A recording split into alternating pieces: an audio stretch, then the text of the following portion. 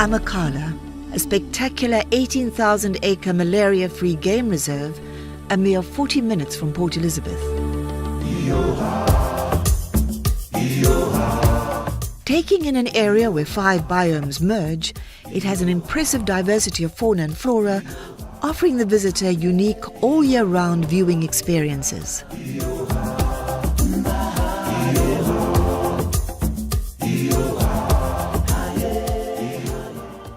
The very name, Amakhala, means place of the aloes, and the huge variety of plant species here attracts a wealth of bird life. Large pockets of indigenous thicket cling to hills and gorges surrounding a scenic valley, where once roamed vast herds of endemic species, most of which have been reintroduced in what is now a Big Five game reserve.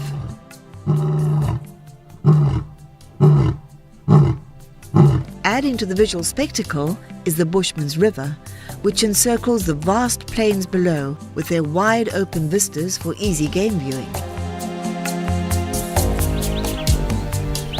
When the river is in full flow, an additional bonus is a river launch with views into the lush endemic vegetation which borders the entire length of the watercourse.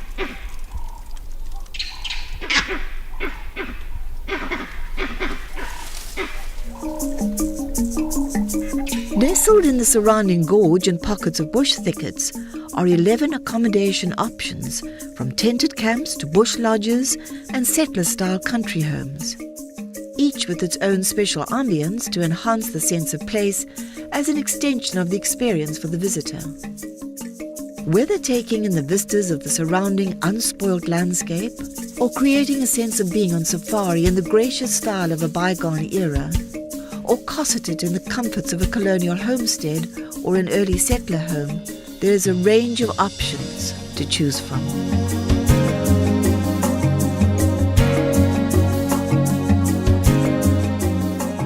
The vision to revert the land back from farming to its original state was that of Bill Falls, whose family had been farming the Leeuwenbosch section of the reserve since the first part of the 19th century. It was caused by us seeing certain very important plants disappearing through overgrazing and ill-treated by cattle, and like a milk euphorbia plant, which is wonderful for wildlife. It keeps them fat and shiny, and that's one of the reasons why we never have to feed animals here, due to that one plant. Cattle would walk into a bush, and it grows from a rank, and they take a mouthful of it and then reverse out and pull and break the rank, thereby killing the plant. Whereas wildlife nibble off the ends of those shoots. In other words, they're just pruning that plant and they're propagating its growth. And the same with a lot of other plants like ground cover plants. Then in 1966 we decided to sell every sheep and every cow, and it was the best move we've ever made, because there's so many different ways of making a living out of wildlife. All we've done is to go over to game and entice our neighbours to join us to make Amakhala a sizable entity. God put wildlife here, and we came along, took it away. So that was our biggest mistake, and all we're trying to rectify is that mistake. Our animals are thriving, we don't feed them, they fend for themselves. All we got to do is regulate the species grazers to browser ratio and not overstock the land. The animals look after you thereafter. As in the case of Leeuwenbosch, most of the lodges are family run by descendants of early settlers. People who, like Bill, are deeply attached to the land and the rich experiences it offers when left in its natural state. Linked to the conservation ethic is a belief in the importance of instilling a love for natural areas in young people, who will one day become the custodians of our wildlife areas. The Conservation Centre, funded from bed levies and donations, was created with this in mind, and it plays an active role in creating environmental awareness among students from surrounding schools. Another aspect of conservation education is the game ranger training offered on the reserve.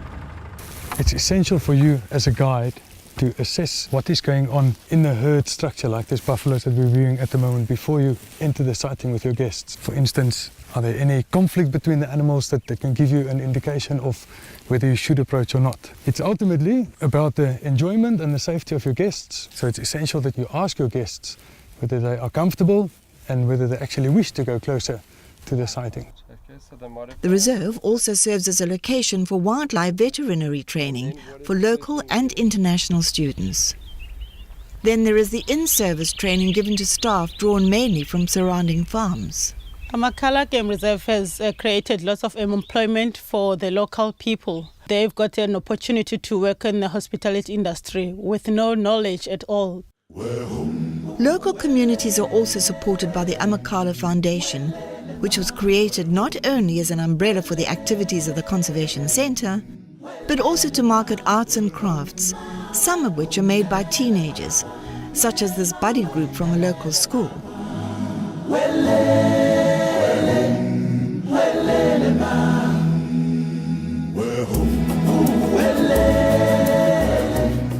In addition, the foundation supports the Isifo Charity Trust, which provides care to hundreds of children affected by HIV and AIDS.